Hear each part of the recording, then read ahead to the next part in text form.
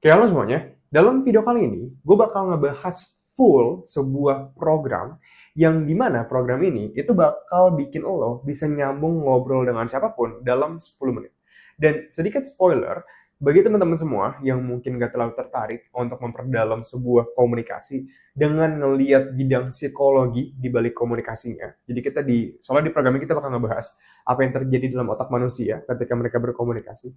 Kalian bisa klik out aja dari video hari ini, karena video hari ini bakal panjang banget, dan bakal ngebahas perintilan-perintilan dalam communication science, atau ilmu komunikasi science. Yang dimana kita bakal mempelajari apa sih yang terjadi dalam aspek otak psikologi manusia ketika mereka berkomunikasi. Jadi bagi kalian yang mungkin lebih pengen langsung praktikal tipsnya aja, video ini bukan buat kalian, tapi kalau bagi kalian yang pengen belajar fundamental knowledge dari sebuah skill atau komunikasi, maka ini video yang tepat banget buat kalian. Dan dalam video kali ini, gue bakal ubah sebuah tips praktikal yang bakal bikin lo bisa nyambung ngobrol sama siapapun menjadi 2 bagian total. Yang pertama, itu bagian yang pertama di 4 menit. Di bagian yang kedua, itu adalah 6 menit. Oke, jadi ini 4 menit pertama yang lo bisa lakuin ketika lo baru ngobrol dengan seseorang. Baru lo lanjut ke 6 menit berikutnya. Kalau lo ngelakuin 2 hal ini, maka lo bakal bisa nyambung ngobrol dengan siapapun hanya dalam waktu 10 menit doang. Oke, gue bakal mulai dengan 4 menit pertama. Mari kita asumsikan lo lagi ketemu sama seseorang yang let's say lo nggak kenal gitu kan. Ini ada lo, dan ini ada orangnya. Nah, ini lo baru ketemu nih sama orangnya.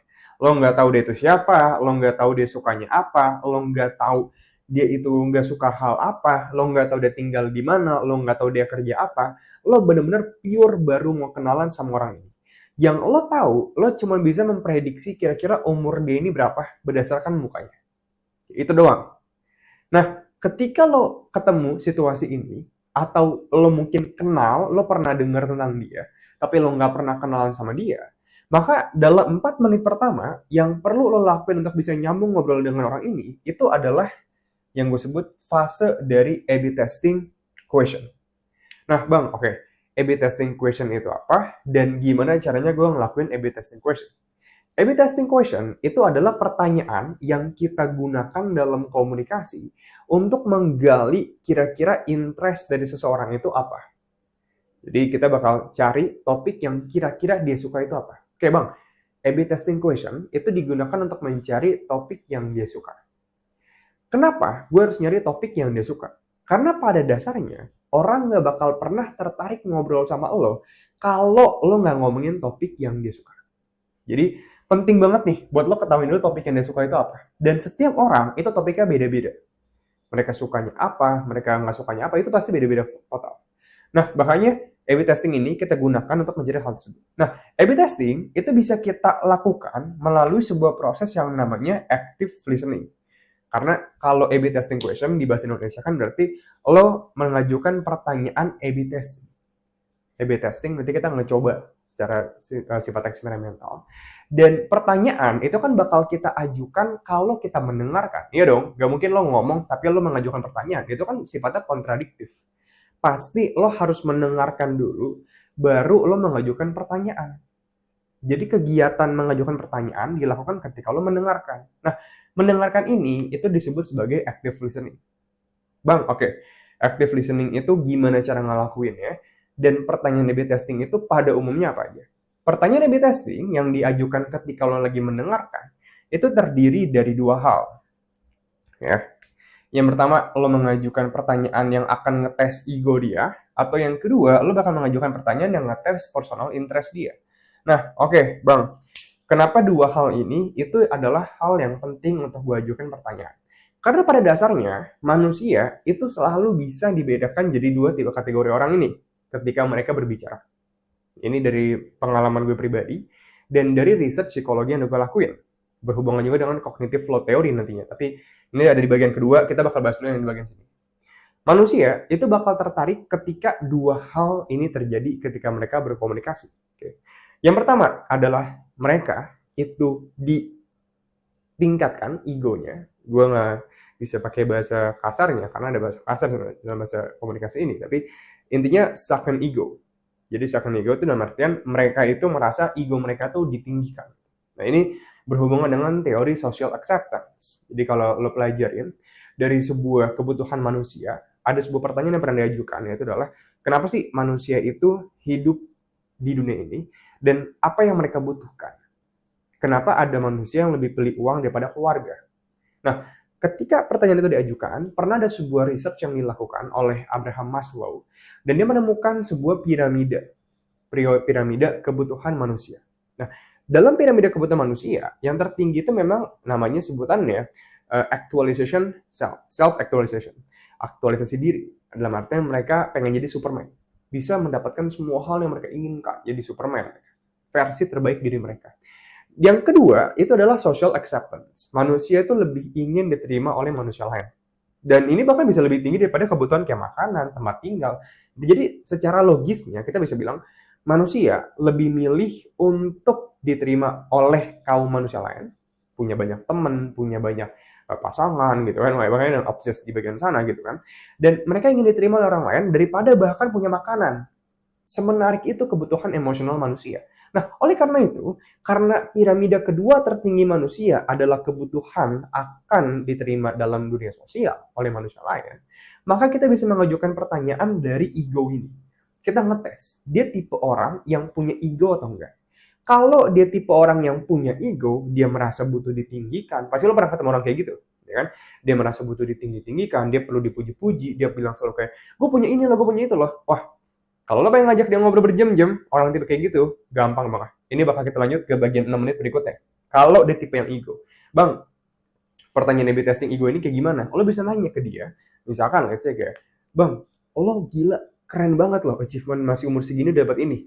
Gimana perjuangan lo, Bang? Nah, kalau dia suka banget ngomongin hal tersebut, bisa jadi dia itu tertarik untuk membicarakan ego. Nah, ciri-ciri dari ego ini adalah satu, dia suka menjawab pertanyaan yang berhubungan dengan pencapaian dia. Yang kedua, dia suka menjawab pertanyaan seberapa keras hidup dia. Yang ketiga, dia suka menjawab pertanyaan seberapa susah hal yang dia lakukan untuk mencapai pencapaian dia. Jadi dia sering membanggakan diri atau dia sering merasa diri dia victim. Jadi ada dua.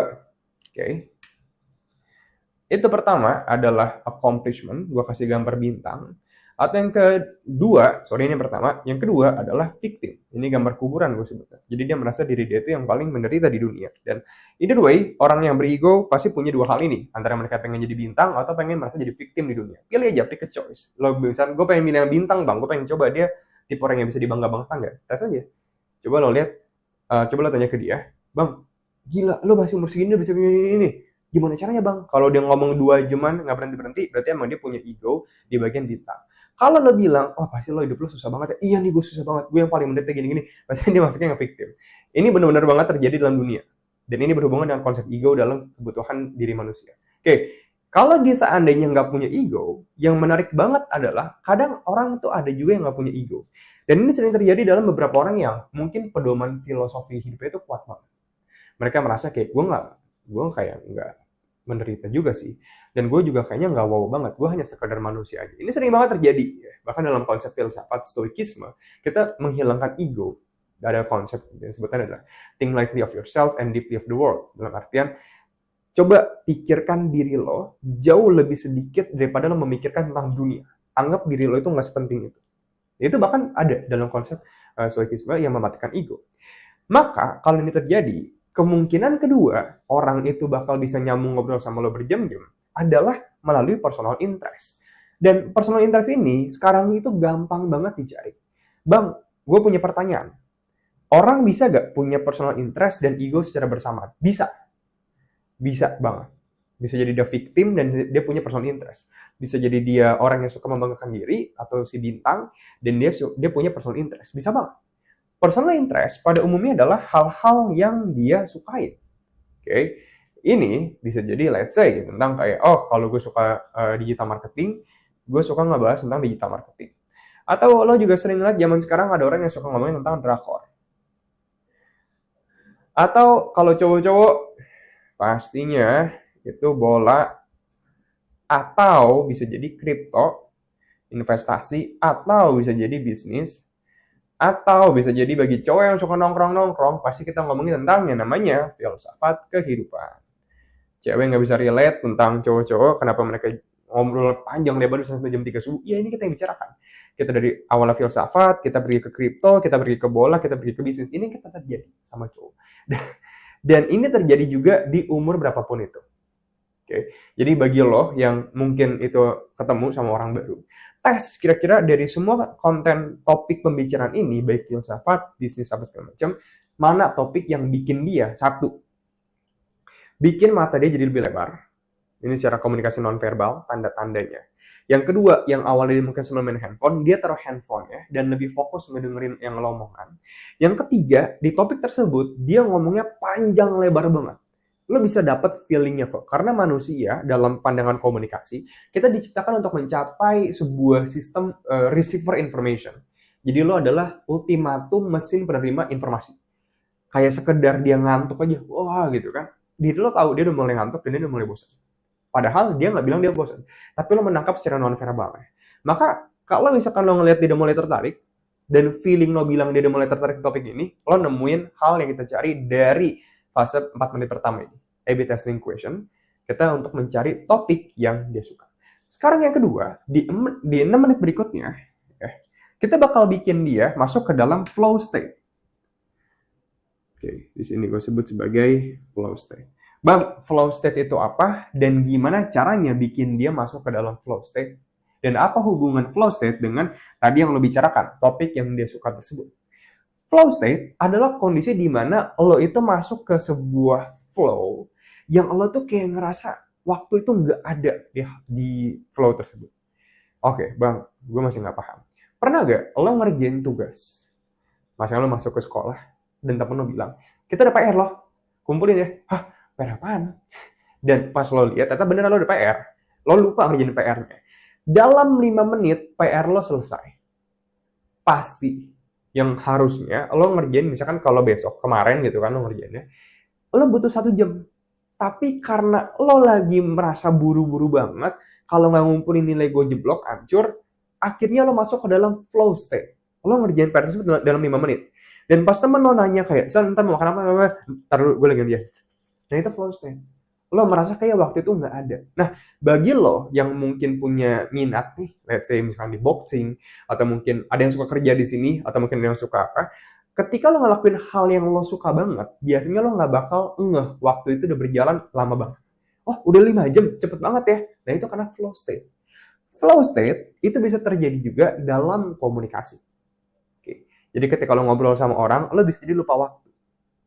Sampai tengah malam tiba-tiba, seru banget, nanti kita ketemu lagi ya. Iya dong. Kok itu bisa terjadi dalam komunikasi? Karena flow state.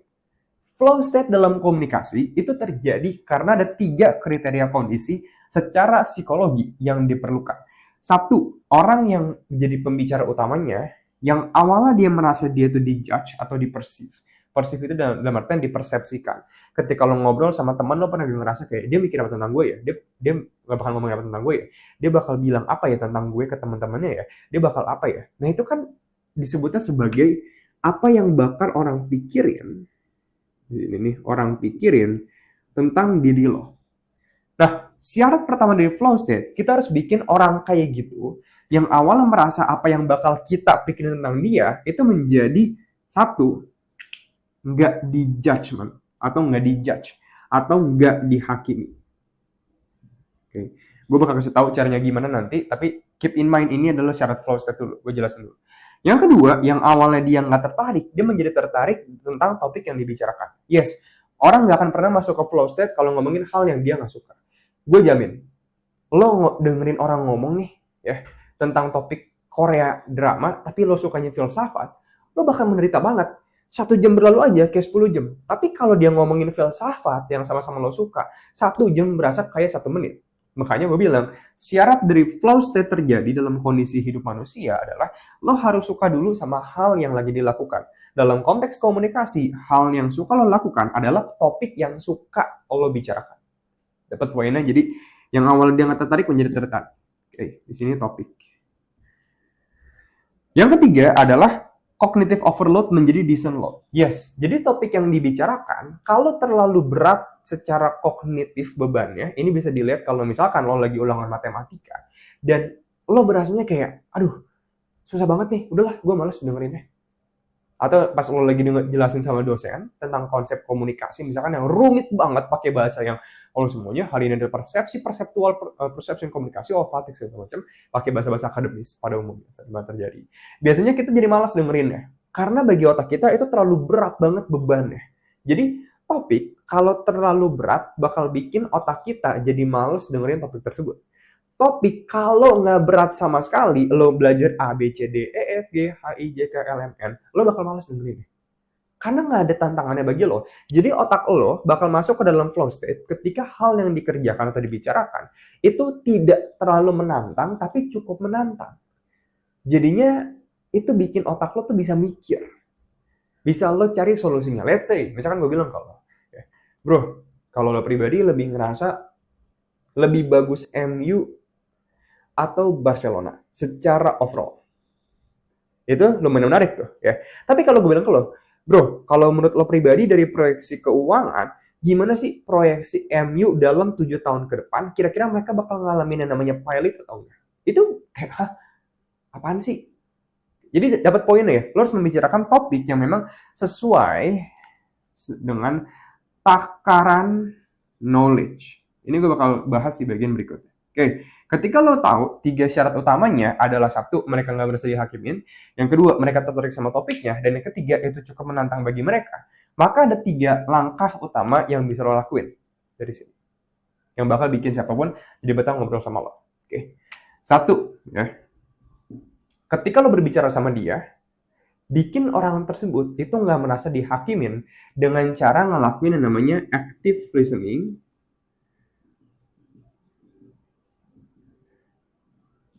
Dan tidak menghakimi.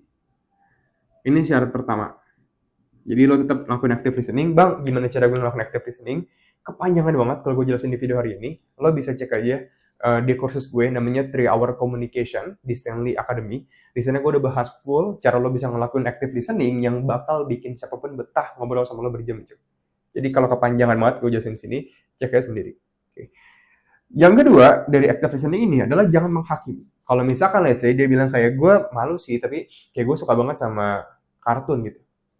Daripada lo kayak dia suka sama kartun ini apa? Jangan, kayak lo bilangnya, oh iya kartun apa bro? Jadi lo benar-benar mendengarkan tanpa menghakimi. Misalkan dia bilang kayak, iya sih gue tuh dulu pernah, ya biasalah bro, bandel-bandel dikit, bandel. Enggak, tapi lo kayak, oh kenapa waktu itu lo bisa jadi bandel? Jadi lo benar-benar mendengarkan tanpa menghakimi. Lo kayak kertas yang ngedengerin seseorang lagi menulis di atas lo. Yang dimana lo gak menghakimi. Lo mendengarkan dengan pikiran yang terbuka. Oke, itu satu. Yang kedua adalah setiap kali lo mendengarkan, ajukan pertanyaan di topik yang dia suka. Nah, topik yang dia suka ini kita dapatkan dari yang fase pertama, A/B testing. Di 4 menit pertama. Cari topik yang dia suka dulu. Kan gue bilang. Ada di bagian ego, di bintang atau nggak di kuburan sini kan yang dia merasa victim, atau personal interest. Ya. Jadi topik yang dia suka, ini penting. Berikutnya, selain topik yang dia suka, langkah ketiga, ajukan pertanyaan yang cukup bikin dia mikir. Pertanyaan yang bikin dia mikir. Bang, gimana caranya Pak yang bikin dia mikir? Ini bisa dilakuin dari yang namanya probing. Again, ini makanya gue bilang, lo perlu pemahaman fundamental akan skill mendengarkan komunikasi. Ada probing further segala macam. Gue gak bakal bahas, tapi tolong cek aja di Stanley Academy. Ya, di kursus gue. Itu ada penjelasan full ya kok. Tapi gue bakal kasih sedikit penjelasannya. Biar lo ada sedikit konteks yang bisa dipahamin. Probing adalah ketika orang menjawab pertanyaan lo mengajukan pertanyaan lebih lanjut. Misalkan lo bilang nih, bro, lo lebih prefer YouTube atau IG buat ngejual digital produk? Pas dia bilang let's say, ya dia bilang kayak, gue lebih pilih YouTube sih. Nah, ketika dia bilang YouTube, maka yang harus lo lakukan adalah mengajukan pertanyaan yang bikin dia mikir, tapi nggak terlalu berat. Contoh, misalkan gue bilang nih, yang bikin dia mikir kayak gini. Oh, kenapa di YouTube bro? Emang lebih efektif daripada di IG?